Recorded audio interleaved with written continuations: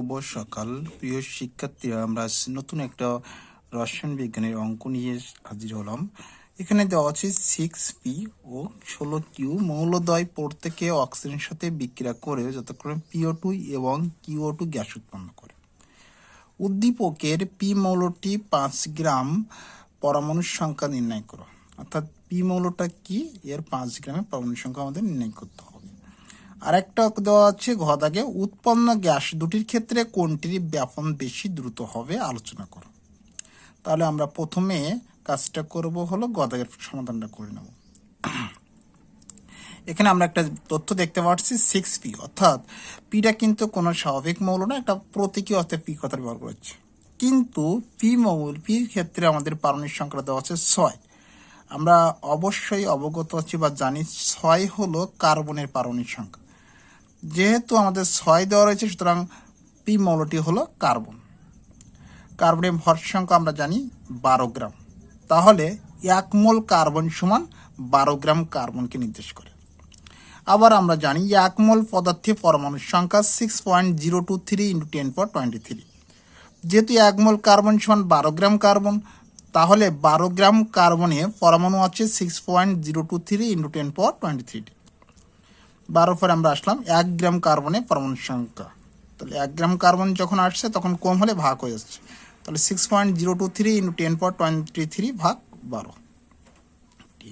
তাহলে 5 গ্রামে বেশি হয়ে যাবে, এই জন্য 5টা উপরে গুণ করলাম, অর্থাৎ 6.023 × 10⁻23 × 5 ভাগ 12। আমাদের মান চলে এসলো 2.51 × 10⁻23। অর্থাৎ আমাদের সে গদাগের সে কাঙ্ক্ষিত প্রশ্নটা সমাধান হয়ে গেল যে 5 গ্রাম কার্বনে পরমাণুর সংখ্যা আছে হলো 2.51 × 10⁻23। এবার আমরা ঘ দাগের প্রশ্নটার সমাধান করব। ঘ দাগে বলা হচ্ছে উৎপন্ন গ্যাস দুটির ক্ষেত্রে কোনটির ব্যাপন হার বেশি দ্রুত হবে আলোচনা করব। তাহলে আমরা PO2 এবং QO2 গ্যাস কি কোন গ্যাস এটা আমরা আগে নির্ণয় করে নেব। যেহেতু আমরা পি মৌলটা পাচ্ছি কার্বন, তাহলে আমরা পি গ্যাসটাকে বলতে পারি হলো কার্বন ডাই অক্সাইড।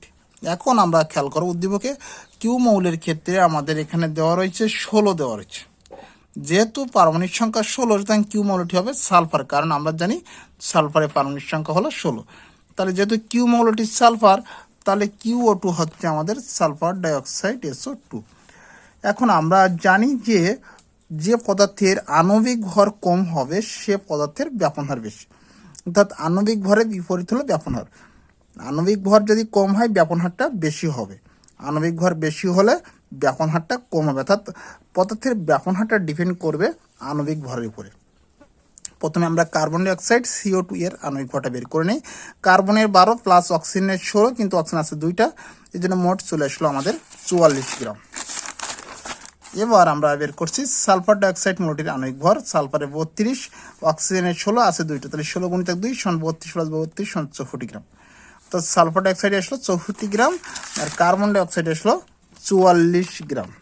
আমরা জানি যে পদার্থের আণবিক ভর কম তার ব্যাপন হারটা বেশি হবে। যেহেতু কার্বন ডাইঅক্সাইডের আণবিক ভরটা কম অর্থাৎ 44, সেহেতু কার্বন ডাইঅক্সাইডের ব্যাপন হারটা বেশি, এবং সালফার ডাইঅক্সাইডের আণবিক ভরটা বেশি অর্থাৎ 64 গ্রাম। সুতরাং সালফার ডাইঅক্সাইডের ব্যাপন হারটা কম হবে। ধন্যবাদ সকলকে।